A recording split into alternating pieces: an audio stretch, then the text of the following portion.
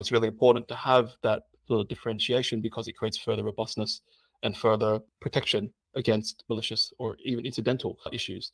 And so our role as liquid staking protocols is to promote that, and at the same time help to drive staking in a way that's beneficial to the blockchain and also beneficial to the actual stakers themselves and the broader DeFi ecosystem. And that's partly why liquid staking is so powerful and has shown such strong product market fit, because in addition to earning staking rewards, people can also earn additional rewards because the staking derivative itself is now the collateral of choice for DeFi.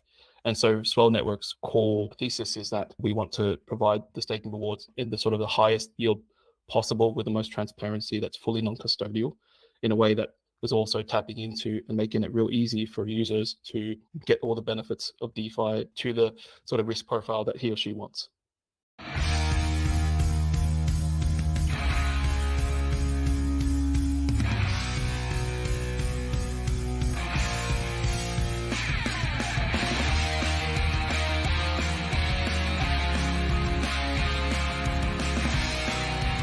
Welcome to Mission DeFi with Brad Nickel, where we explore projects in decentralized finance that are innovating and driving our mission of financial freedom forward. Thank you for listening. If you like what you hear, please subscribe, rate, and review Mission DeFi and spread the word by posting a tweet to the show.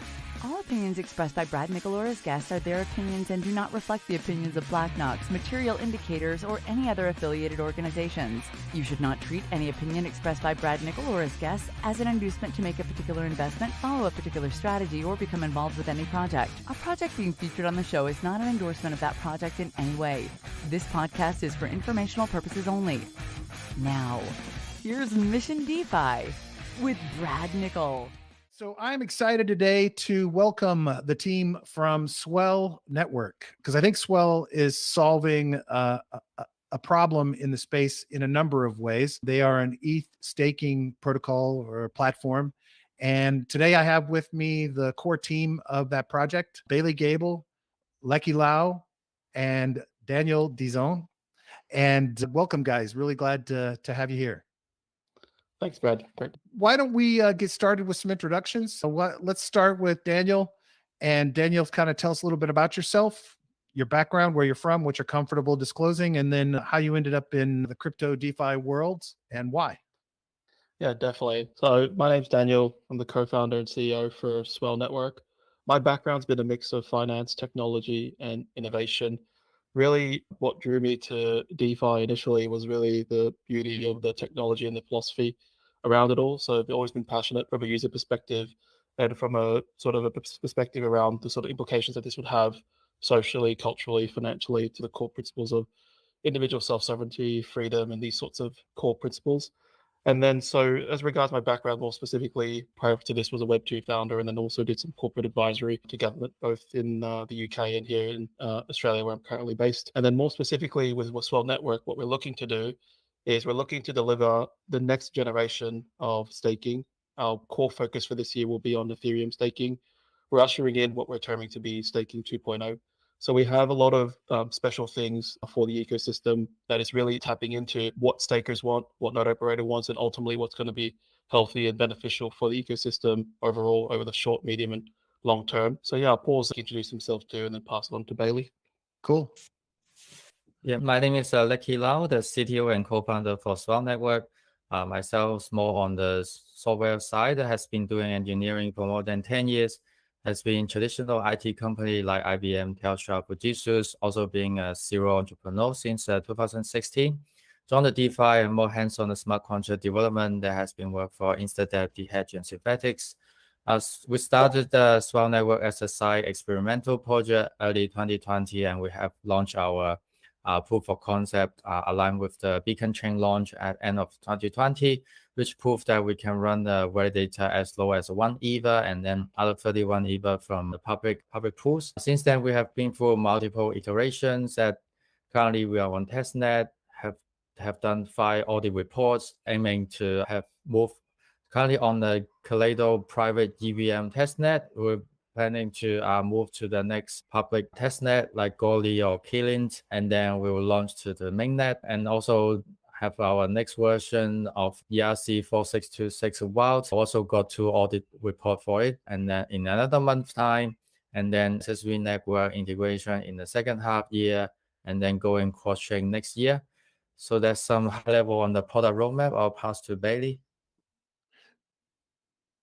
Yeah, my name's Bailey, or some may know me as Fosto on crypto Twitter. And yeah, basically I am the head of growth, and my background is fully crypto native. So my entire kind of adult life has been part of crypto. I discovered Ethereum back in 2018 in college, just as like different hackathons. And so just the concept of DeFi coming from a lower class family just really killed me on how that can really be helpful for the little guy. And yeah, ever since then I've been a believer and been really interested in the space and contributed to DeFi protocols and DAOs in the past. And I feel like I found a protocol that I really just want to give my all to long term with Swell. And yeah, I'm just really excited to help us grow and integrate within the best of DeFi and just become like a de facto DeFi platform. That's great. That's great.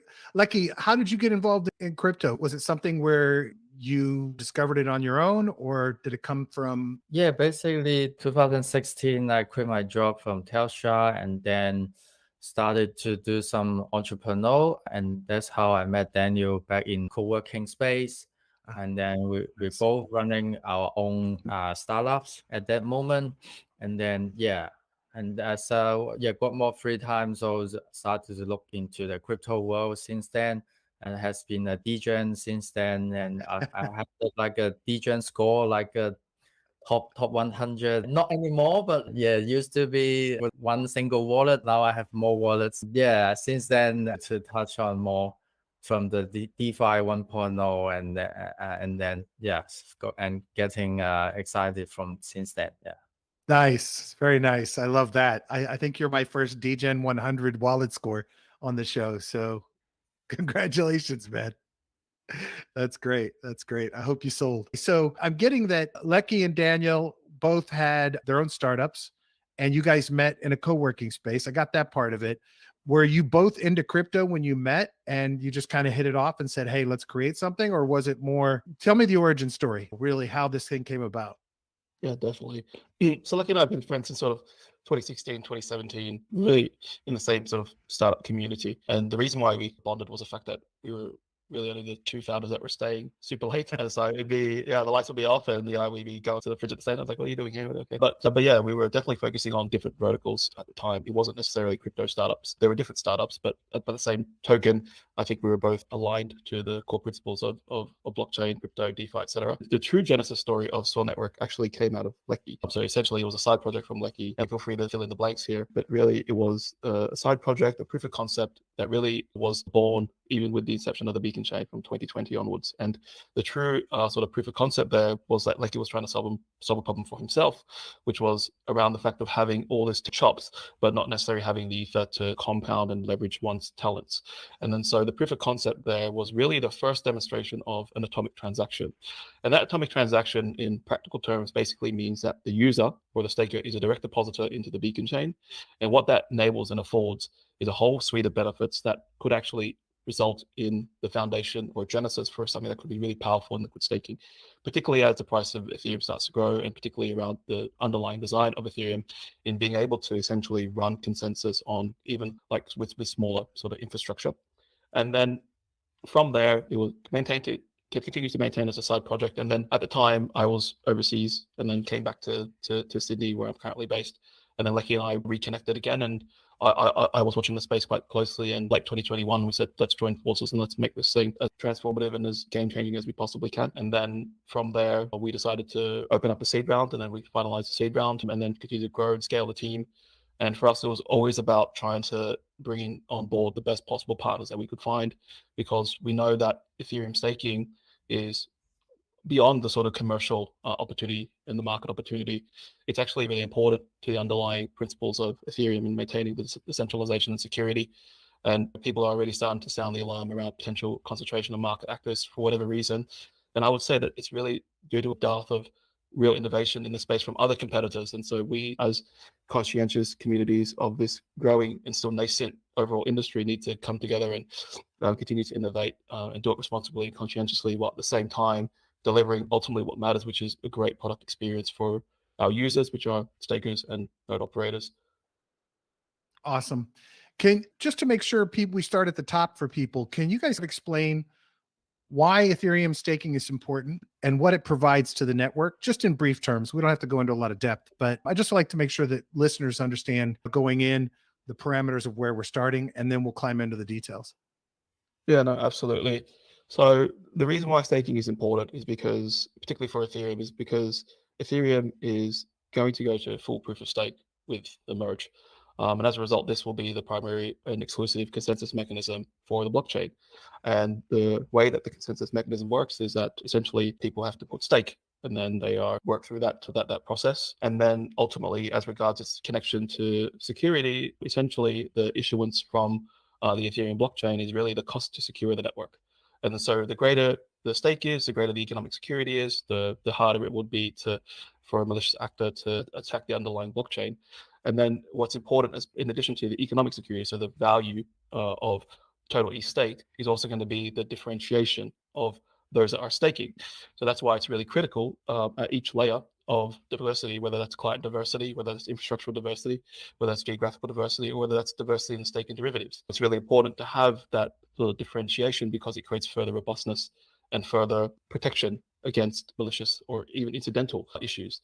And so our role as liquid staking protocols is to promote that, and at the same time help to drive staking in a way that's beneficial to the blockchain and also beneficial to the actual stakers themselves and the broader DeFi ecosystem. And that's partly why liquid staking is so powerful and has shown such strong product market fit, because in addition to earning staking rewards, people can also earn additional rewards because the staking derivative itself is now the collateral of choice for DeFi. And so Swell Network's core thesis is that we want to provide the staking rewards in the sort of the highest yield possible with the most transparency that's fully non-custodial, in a way that is also tapping into and making it real easy for users to get all the benefits of DeFi to the sort of risk profile that he or she wants. That's great. And typically, in order for someone to do this, they either need to use a platform like yours, or they have to go through a fairly technical setup. They have to have technical acumen. They have to set up machines that can handle it, securing the network and staking these tokens. And they have to have, it's 32 ETH is the minimum for a node. And there are rules that govern that. And so the complexity of that makes it so that only a certain set of the community could do it out of the gate. And currently there is one provider providing staking opportunities to people that aren't that technical, but one of the problems is they now dominate a large percentage of the overall nodes that would be staking the networks. Is that a fair assessment? Yeah, I think the whole notion of liquid staking came as a result of firstly trying to harmonize the difference between having to choose between earning staking rewards or participating in DeFi. So that's the liquidity part. The second part was the rise of staking pools, and staking pools themselves can come via centralized or decentralized forms. So at the moment, 10% of ETH is actually staked as compared to circulating supply. That means 90% of ETH is still sitting on the sidelines and waiting. The problem with centralized exchanges, even though they've been absolutely beneficial from an on-ramping standpoint and getting people to essentially, move from fiat into crypto, is that it has, by its design, custodial risk and centralization risk. And so the centralized exchanges are the dominant purveyors of staking at the moment. However, we are seeing a trend towards decentralized staking, and these are a subset is either permissionless or permission staking pools.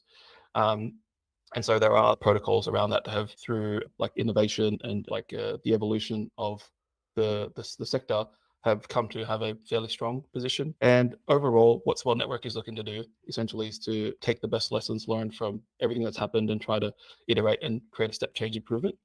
And so what we're doing specifically is for stakers, we're offering them essentially higher yields, more transparency, and a better UX on one side. And on the other side, which is our node operators, we're enabling them to essentially leverage their ETH and leverage their technical abilities. So they don't need the 32 ETH anymore, because that will be filled in by the demand side of Swell Network. On top of that as well, we're affording them the opportunity to essentially set their own sort of business up, rather than having a situation where they're forced by the protocol to, subject to the whims of the protocol. They can actually set, for example, their own commission rate. And by the same token, the Nice. stakers can actually choose their own node operator too. Ultimately, for Swell Network, what we want to do is we want to be the protocol infrastructure layer and have the node operators and other businesses, even centralized exchanges, build atop. That way, we can be a base layer for Ethereum staking, if that makes sense. Yeah, that makes complete sense. So essentially, you'd like to become a protocol that anyone can use to offer staking to others, but people can also access it via Swell Network itself. They'll be able to Exactly. utilize it.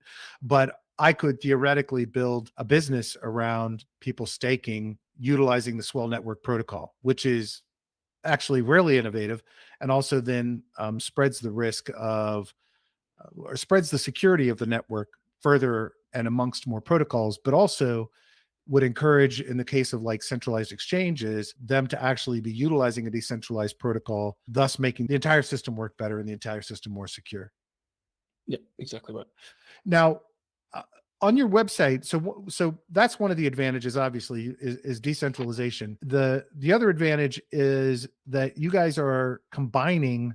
So typically, if I use another staking protocol, I can go in and stake my Ethereum, and I receive the derivative token, the token that's my receipt for my deposit for the staking, and I'm earning typically 4 to 4.5% in that range. But you guys are offering out of the gate on the coming soon part of the website 5%.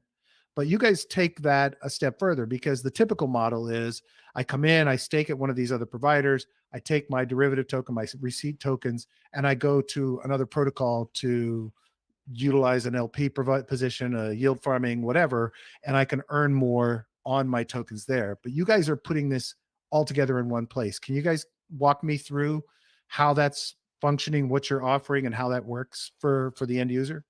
Yeah, definitely. So the best way to think about it is the returns profile for staking can be thought of in the sort of 3 tranches.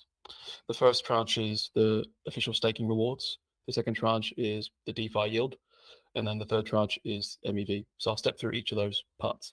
So the base reward from the official staking rate is a fluctuating number. It's really based on the sort of the supply and demand of each staked. So at the moment, we'll be close to the 5%. And I think overall, because of our underlying smart contract design, we'll be perhaps the closest in terms of actually materializing the full issuance rate for Ethereum.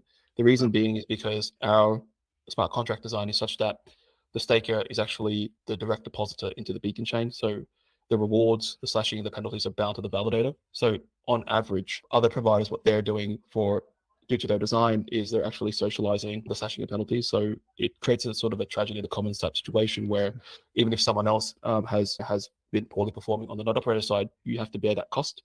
It's just Right. in the nature of the design, but it's fine. That everyone has to do trade-offs when they're designing liquid staking protocols. But the benefit for that is that your rewards and your sort of slashing penalties are your own. So it has that sort of benefit. And then as regards the second layer is the vaults or the DeFi yield. So the sort of strategies that one could do there is because in addition to minting the staking derivative token, Swell wants to create a better UX by enabling the user to essentially have a stake, set and forget experience within the same dApp, but at the same time leveraging all the protocols of DeFi. So essentially, it's a sort of front end abstraction. So to keep it as simple as possible for the user. And then so the sort of rewards that will be, or sort of strategies that we'll be looking at initially, we'll be looking at liquidity provisioning strategies around the dominant sort of Sweeth to ETH pair, Sweeth being our staking and derivative counterpart. And then the last part of the rewards is the MEV. Now, it's important to note that the MEV is really at the behest of the node operator. So MEV is currently flowing to the miners at this stage, but in a post-merge situation that will go to the node operators or the validators themselves.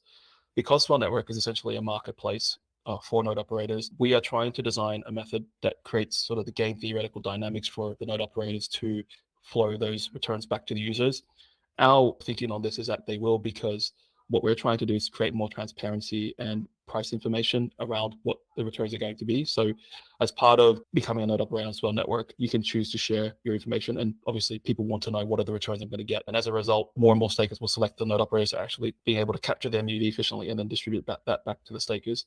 And so this is a problem that's constantly evolving, and there's a lot of smart people working on the MEV situation, and it seems to be a sort of emergent phenomena of Ethereum itself. So we might have to do like these sorts of experiments, but that's something that's definitely on our mind. And ultimately, we want to adhere to the principles of working groups like Flashbots, which is around making it as transparent as possible, educating the consumer, and creating tools to manage that. That's And that's unique from everything I've seen in the space because, as you said, nobody's nailed that down yet. But if you're starting to work on it now, that puts you in a much better position of being able to leverage it for the people who are providing staking through Swell. So I think that's a really that seems like a very smart move and not something I'd seen before. So that's great. In terms of so essentially the second layer is utilizing, I'm assuming, LP rewards related to the derivative token and liquidity being provided out in the world. And that's where the second level comes in. And the third level is a combination of all the standard staking rewards you would get, plus the LP, plus any MEV protection gains that are coming from node operators.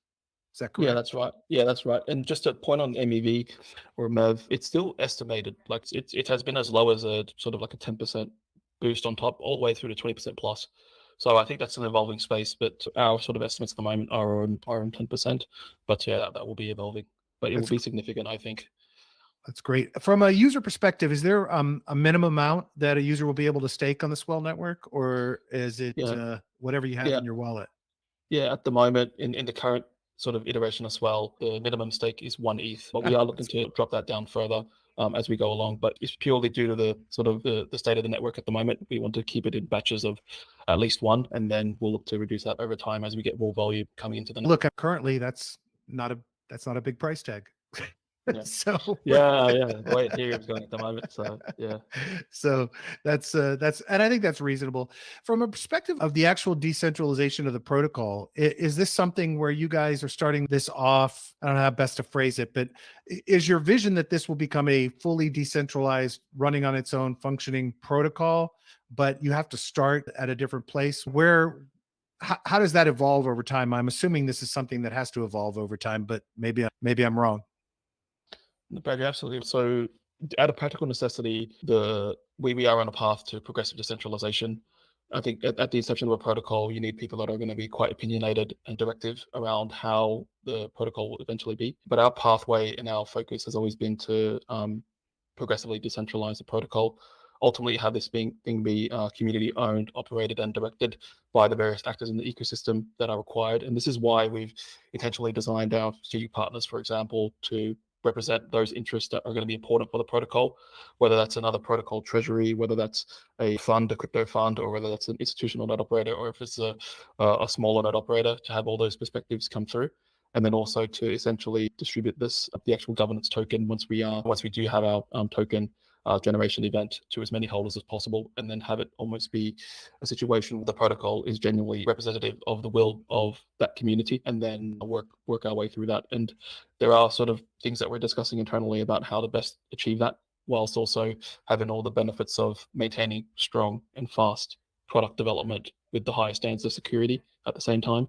But yeah, in a nutshell, we want to be decentralized, and it's just a practical sort of step through process that we need to go through.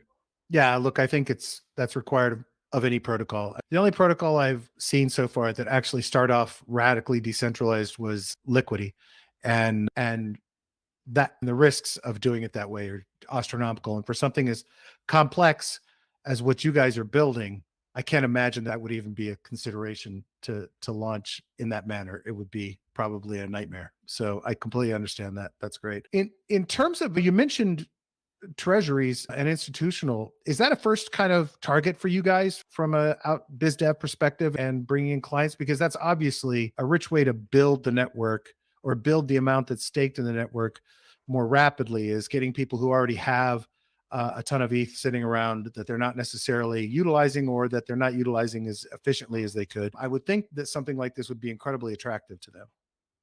Yeah, definitely. Basically, our initial target market will be people that understand liquid staking, that have ETH, that are long on ETH, and that want to support a protocol like Swell. And then so that translates to protocol treasuries, it translates to crypto native people, and also crypto native funds. And then these sorts of people can be channels into the other sort of broader ETH holders as well. So yeah, that will be our sort of initial focus. Yeah, I think that's a really smart strategy out of the gate. On the website, you guys mentioned that there's an NFT component of this, and it almost sounded like the NFTs are operating as some kind of vault to hold the derivative tokens, but maybe I just misunderstood that. Can you explain how the NFT fits into this? Yeah, definitely. So when you stake your Ether, there will be two minting events that happen. So in addition to minting the Swell Ether, which is the staking derivative token, which is a one-to-one receipt, if you will, or redeemable, backed by each Ether on the block on the beacon chain, there's also the NFT. Now, the reason why we have the NFT is because that NFT is made possible by the atomic transaction, and that atomic transaction has the relevant, unique, identifiable information as to which validator your actual Ether is on. And then, so that NFT is essentially the representation of your Ether across the beacon chain network. And then that affords a whole range of other benefits as well. So the design has really been inspired by Uniswap v3. And on top of that NFT being a sort of representation to afford greater transparency, it also enables the node operators themselves to actually do a bit on the NFT. So there's a Nice. unique generative art event that happens on chain as well. And on top of that too, it serves as almost like a social badge of honor to say, hey, look, I'm contributing to the consensus mechanism of Ethereum. Here's my NFT, and et cetera, et cetera. And then there are other sort of things that one could do with that NFT. But yeah, in a nutshell, that's been the reason for the design. And it's something that's uniquely possible within Swell because of atomic transaction. That's fantastic. In terms of how you guys, do you have a time frame for launch on Swell? Definitely. So we're currently on testnet. We're on the private EVM blockchain, and then we'll soon to go to public testnet very soon. In terms of the launch, it'll be a couple of weeks. It'll be a couple of weeks, but we are trying to push for this month if possible. But yeah, we're not sure, but we do want to just make sure that things are working before we launch it more broadly. And the launch will likely be a soft launch as well. But yeah, very soon. Cool. Lecky, it sounds like this has evolved from a side project into a full-blown public thing. What was it like? Did you have to rewrite everything from scratch to formalize this and turn it into what you've turned it into? Or were you able to utilize what you'd already built and what you were using for yourself into this full-blown platform and protocol that you built? Yeah, it's actually utilizing our proof of concept that on the public version. So that's why we have built it so fast, and so that we can deliver it quicker to the market. And we're rolling out the product out in phases. That the first phase will be mainly on the staking side, and then the next phase will focus on the LP and the vault on the Swell ETH to ETH one-to-one pool, so that people can unstake from there, and then the reward calculation and the unstaking and claiming from there, which is make it essentially the same like pre-merge and post-merge. Like pre-merge, we can calculate the reward and then maintain the Swell Ether for the reward. And post-merge, we will have the Ether on the contract. Then we could just return the Ether rather than minting. And also people could be able to redeem Swell ETH to ETH. We've done a really good, enjoy the experience with runtime verification, that they done the audit even on the business logic. So it's more complete product on the design and overviews. And yeah, so we have a clear picture on rolling it stage by stage. And then yeah, we can't wait to roll it out, but yeah, still fixing some bugs, and yeah, hopefully we can roll out as soon as possible. Yeah, that's cool. Are there more developers than just you working on the project, Lecky? Yeah, we have grown the team from 2 to 12. Nice. It's split to half that, half engineering team, half growth and sales and marketing. Essentially, our principle is like building the product and selling the product. That's the goal. But we do utilizing the white label solution, as we are a marketplace for staking and node operator. So that with the white label, like basically on our platform, it's a two-step staking. You select from the list of a node operator, then you stay with them. But then with the white label, that people could build up their front end, just connect to like powered by Swell Network protocol. And then they could be one step, because people go through their website, will be stay with them directly. And then with the NFT, there's lots of show and exclusive VIP can play around with, because you can detect the NFT that you know that the people have stayed with you. Choose you as an operator, then you can provide like exclusive access and a privilege. So there's many things that can become a more complete white label solution, that people can build their own product, set their own commission rate, and their own community and things like that. And with the bringing the choice of a node operator, it encourages small node operator as well. that anyone can spin up, because it's a permissionless staking protocol, that they can even set like a zero commission way that's more competitive and more people will likely to stay with them, so that it encourages a more decentralized and more transparency on the Ethereum network as well. Yeah. That sounds fantastic. And as you talk through it more, kind of the whole power of this white label node operators, I love the term marketplace because it hadn't hit me, even though you guys had basically said that previously. That's a really powerful dynamic for growth for you guys, right? The ability for people to become node operators that set a business model for themselves, and then others who want to immediately use a composable protocol that you're releasing to create their own brand for Ethereum staking. That's incredibly powerful and can give you the kind of exponential growth that someone just pushing one brand can't do. You can have 40 companies out there or projects out there promoting it themselves, which drives obviously more volume to you guys. And that to me is a really smart model. It makes a ton of sense. I can also see protocols that could do existing protocols in the DeFi space that could do integrations directly with you guys as well. So there's some provision to take rewards that are coming out being staked, convert them, and automatically stake them with you guys, so people are earning the additional yield on what they've already earned otherwise. It didn't really click for me completely until just now. Bailey, how's it going starting a community from scratch? Pretty good. I've managed a couple communities in the past, so I definitely feel like Discord has been my office and I wake up and just go on Discord every day for the past 2 years. Yeah, I feel like I have a good sense of what protocols, like what different communities have been successful, and ultimately how that's really what I look for personally when I'm looking for new protocols and products, is how enthusiastic the community is, how the community is managed, and all that. So yeah, just really trying to take the lessons learned from the best that I've experienced and just try to mix the best I can in terms of community wise that really just caters to a multitude of different users, from stakers to node operators to businesses. And I think the cool thing for you is, look, I think we were already in a stage in DeFi where revenue stability was already becoming important. And now that we've hit in the last 72 hours, obviously, that we're completely into this bear market or whatever you want to frame it as, I think that kind of solid earning potential and the potential for people who are starting businesses around this protocol makes it possible that your community becomes a really strong, close knit community, because everybody's building something together in terms of you're giving them, people that build a business, the opportunity, and people who are participating just as stakers with their one ETH, a vested interest in the protocol succeeding. So Yeah. I think that building community is never easy, but I think that makes the job a little more compelling in terms of persuading people that come take part in this. This is cool. And I think then it's just a matter of making sure you create a positive vibe for what people experience when they come in. So that's really cool. Yeah, ultimately the community is gonna own and drive the evolution of Swell. So that's really the goal, and with the community there. That's fantastic. So I would feel a little remiss if I didn't ask the story of this incredible rock star lineup of investors in Swell. And I know you guys started with the seed round. Is that all you've done, or have you done another round on top of that?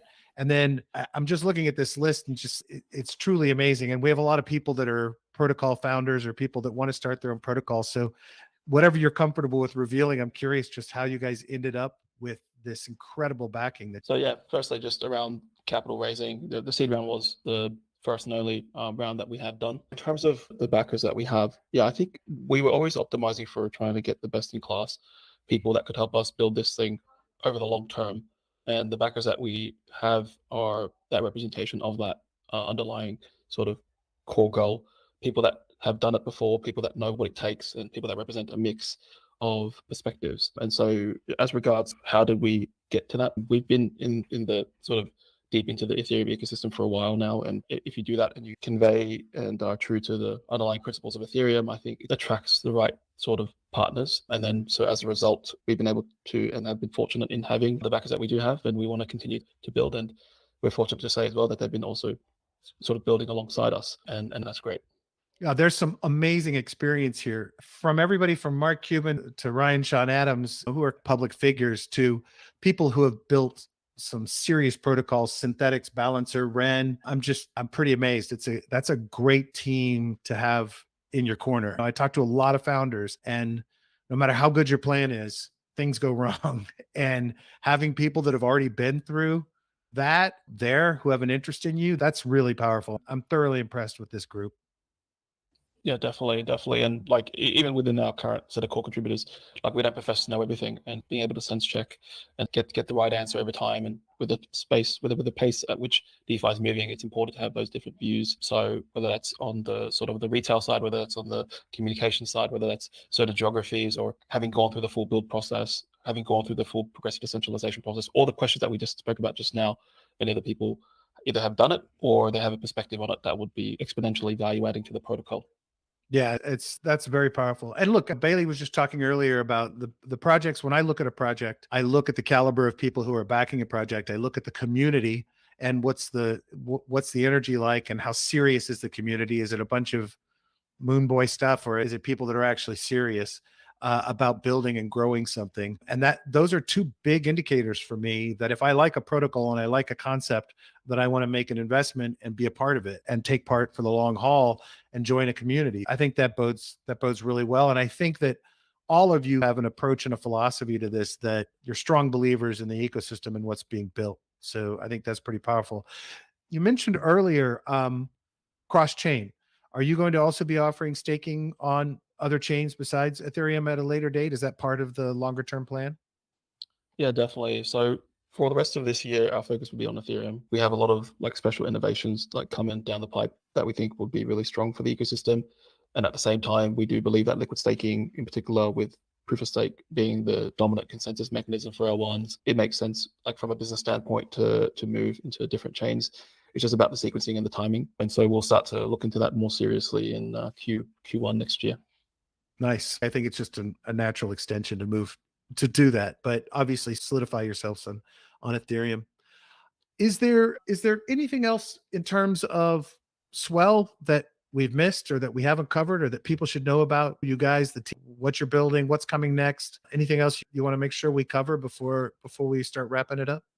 Yeah, sure. I'll just say comment on my side, and Bailey and Licky, feel free to jump on the back of this. Just for your sort of listeners, if you are passionate about DeFi and want to get involved, we are a DAO. And so we welcome community participation in whatever capacity. So feel free to join our Discord, follow us on Twitter. Yeah. And if you have any cool ideas or feedback or suggestions on where we could take this thing, really happy and open to listen to your feedback. Yeah. Awesome. Bailey or Lecky, you want to add anything?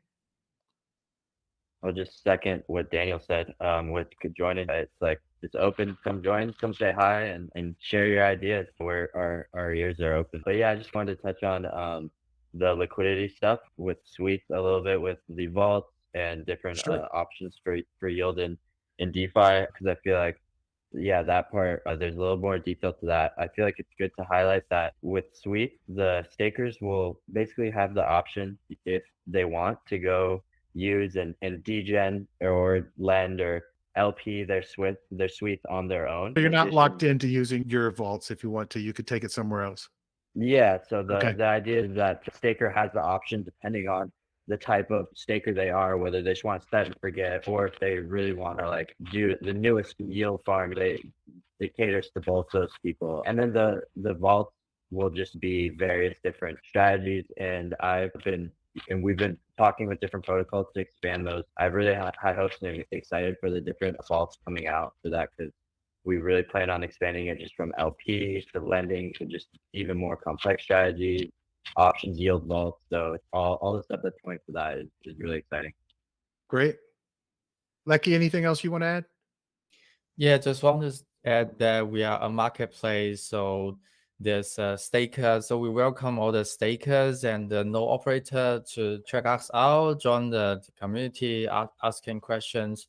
Like on the staker side, we have the highest yield for all the components, like the free component consensus reward. We have the highest yield because of the automated transaction that the reward penalty and slashing is not sharing across the network. And then the second component, that because we have the WoW integration, so it's a more convenient. And then the last component, that the main MEV with WoW, we also bringing back, will be from our research, will be likely the first one to bring back the choice of the node operator back to the staker. So that way, the more likely the node operator will be redistributing the main fee back to the staker, as if they don't do it, then the staker will not stay with them. So all the component, we can bring in highest yield on the staker side, and also on the node operator side, we bring down the overhead for the verified node operator. We can do as low as 1 ETH, and for the unverified,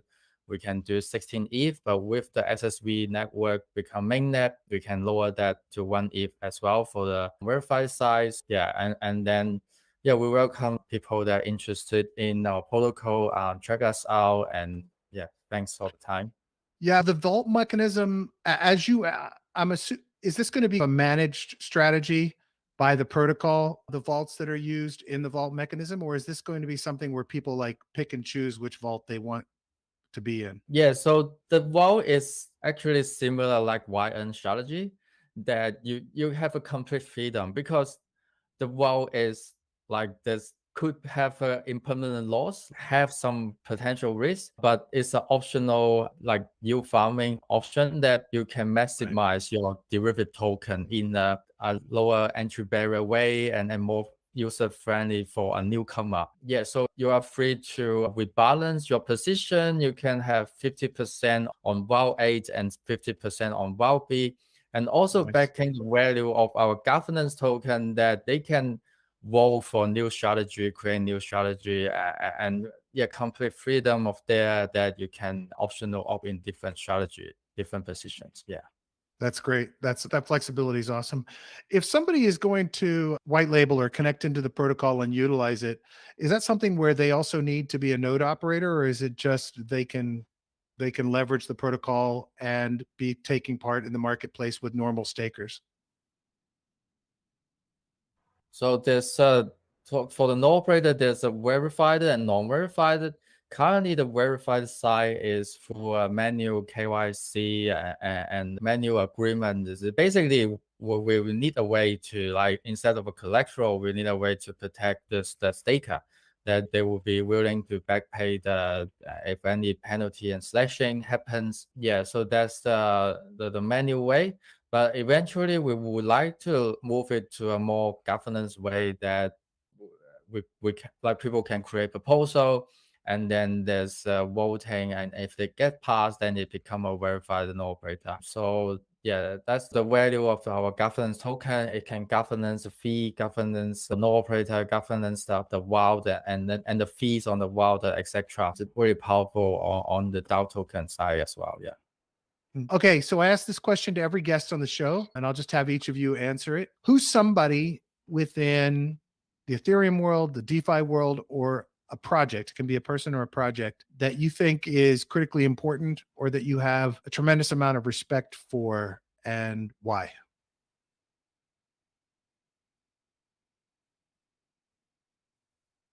Shall I go first? Sure. Yeah, I think the obvious choice is Vitalik. Sure. Yeah. Absolutely. Are there attributes of what Vitalik does that you lean to as being more important than others? His writings outside of Ethereum, or how he leads or doesn't lead, or what part of Vitalik's personality or style do you find important? Or do you just think because he's brilliant and he's managed to pull this thing off, that's why you have that respect for him? I think it's really all the above. Okay. I think he's done a fantastic job in leading Ethereum where it is today, and I think he's the right person for that, and done it in a way that people like us are wanting to build and have it be core to what we do, and really how we spend the majority of our lives at the moment. Yeah, he's done a fantastic job. Yeah, it's pretty amazing how much time we all put into this protocol that he came up with, and could have ended up being a layer on Bitcoin. So it's pretty amazing. Lecky, how about you? Yeah, this is a really tricky question. I think it's a community that everyone's, it's not like one person can grow the whole consensus and community. Like, always people ask like how to judge value on the BTC or ETH, why it has value. It's basically a consensus, and the consensus is by the whole community. If we would totally like just by himself and not the whole Ethereum foundation and everything, I think it's the whole community can drive it. Like recently, like Do Kwans are like people only see that like the downside that's on the projects, but I do see like the many good sides as well, that there is build up the community and scale up. So I think there's many people like the Bangless boys are like build up helping out the community as well, and also Brad yourself also like helping to spread it out and getting the words out to build up the community. So I don't know. No, I like that answer. I think that I think one of the most critical components of any project is the community, but the Ethereum community, if you really think, if you step back, like we accept this mass of the Ethereum community just as being there, but actually you're bringing up a really good perspective. If you step back from this thing and you think about the thousands of developers and the hundreds or thousands of projects being built and the people who are participating, the people who are advocating, it's a pretty significant thing that's occurred. It's difficult for me to think of anything not like politically oriented or country oriented that has ever happened that's this international. And that to me is an amazing perspective. That you're the first person to answer that way, and that's an awesome answer. I love that. I really do. That's cool. Very cool. Bailey, now you got to follow that. Yeah, I was about to say everything he said first, but yeah, no, I would say personally for me, my man 0x Maki. I think he really, throughout my whole journey of DeFi, Sushi Swap was how I discovered DeFi back in 2020, and just how he embodies the spirit of DeFi and building in DeFi, and how it's an opportunity for the little guy and anybody, and I really align with that. And he's been personally been really helpful, like to me, and just like being there for me as well. So yeah, I think him and people like him that the industry really needs, and he's a great example. Definitely. I got to tell you, I have so much admiration for that man, because not only what he did with sushi and saving it like the way he did, but he was one of my first interviews, and I have leveraged this podcast entirely based on his name, because he was willing to take the time to say, yeah, I'll sit and talk to you. And so I have a lot of gratitude to that man for being willing to do that, because I leveraged his name to get the next guest and the next guest and the next guest. And he is. And it's funny, when I interviewed him, we talked a lot about what it was like trying to decentralize and what it was like trying to get to that end goal. And I was so impressed with the way he was approaching it and the way he treated the team and the way he operated. It's just a really, really leading from a humble place, but also being willing to lead, which is difficult to do in this space. So that's a good answer. Good answer. Good follow-up, man. That was great. That's great. Guys, I want to thank you for taking the time. I really appreciate it. I'm excited about what you're building, and thank you for coming on board. I'll have in the show notes links to everything for you guys, but thanks for your time. Thank you so much, Brad. Really enjoyed the conversation. Yeah, me too.